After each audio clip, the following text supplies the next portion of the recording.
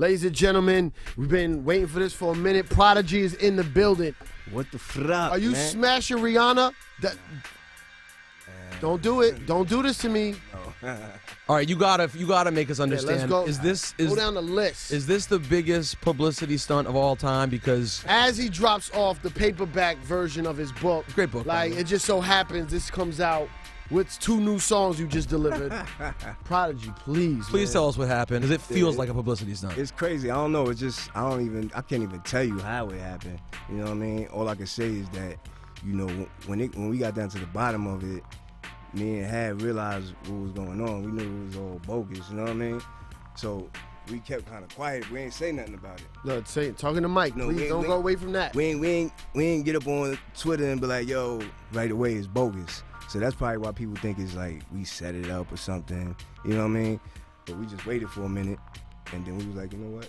They'll see when we at the game, when we working on this album, putting out singles, that it's all a bunch of nothing. So are you implying that everything was fake, that the original tweets from Havoc were fake? Yeah, that's, you know what I mean? That wasn't half. So what about before that? It was something about y'all had a fight, somebody slapped somebody punched somebody. I directly heard pretty good stories from people who I've known you to be around before, who said there was a fist fight over money, that there was a gelling, an irritation between Hav and yourself that was sort of growing. And then I heard point blank that there was validity to the you and Rihanna story. None of this is legitimate. Nah, you know what it is? It's me and Hav have a lot of fights and arguments, and when we fight, we laugh about it and tell people in the radio interviews, all that. We like, yeah, we fight sometimes. It's nothing to be ashamed of or try to hide. You know what I'm saying? Like, especially with me and Hav, because our whole thing with Mobb Deep is to try to make ourselves one of the longest running hip hop groups that there is. You know what I mean? And we know that, like, that's our goal. You know what I mean? We said this to ourselves a long time ago. So it's like when little arguments, whatever, pop up, it's nothing. It's nothing for us to hide or try to hide it from the media. So it's like, it's just funny to us how. Okay, but specifically the tweets that he said, I remember thinking, and I talked to him and I go, could they ever recover in hip hop of all places to imply that someone, not imply, directly say that your partner was having gay sex with other dudes?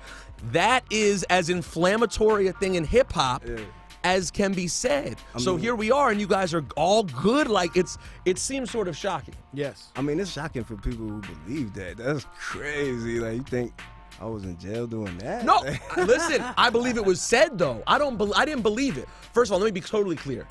Had it been true, I wouldn't have given a shit. But I didn't believe it. I was like, I just don't think that's Prodigy. But he said, was it said from his account? And how can you go back to working with him if he said something that inflammatory? That's what I'm saying. Like, there's no truth to that.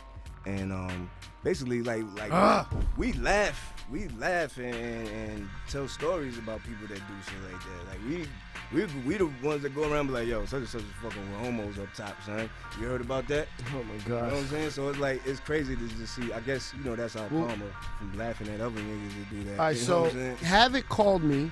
Was supposed to come on. Was supposed to be on a show. Then didn't call back. The people are saying that the tweets were from a computer, but he's saying he lost his phone. No.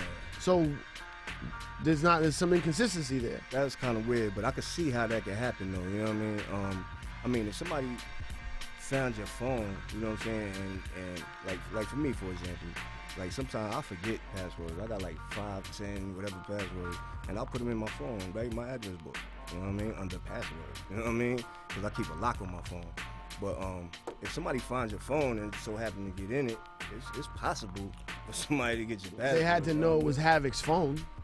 I had no idea, man. Here's what I'm trying to get to the bottom of. We love you guys. We want y'all to be together. I think you know how much I've supported you and how much that's clear. Definitely. But at the same time, as you know, people who report the culture, we really want to get to the story because it felt crazy. And I'll tell you, I heard from direct sources who I trust who said, I hit Havoc.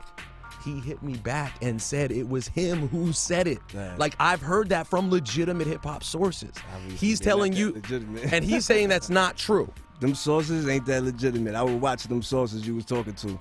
I don't know. They're good ones, man. I would watch them motherfuckers, you heard? Because me and Hav is business as usual. Like, And all through that it was, even that day, y'all were good. yeah, like, we good. Like, Why no one called us back? We was trying to find you like crazy. There's a situation, too, where, you know, I'm on parole.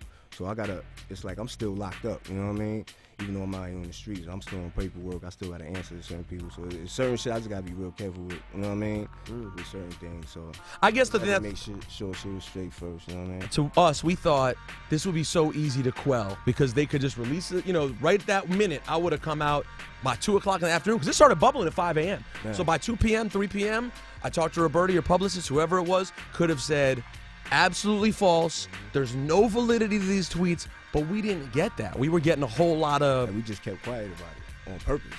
You know what I'm saying? Like, not saying that, like, all right, just let them talk. You know what I mean? We see who comes out the woodwork saying crazy shit. We see who loves us and all of that. And they gonna see what's real when they see us together and hear the music. So, like, I hate doing this. Yeah. I hate becoming a reporter because I don't want to be a reporter. I like being on the radio, having fun, talking hip-hop shit, right?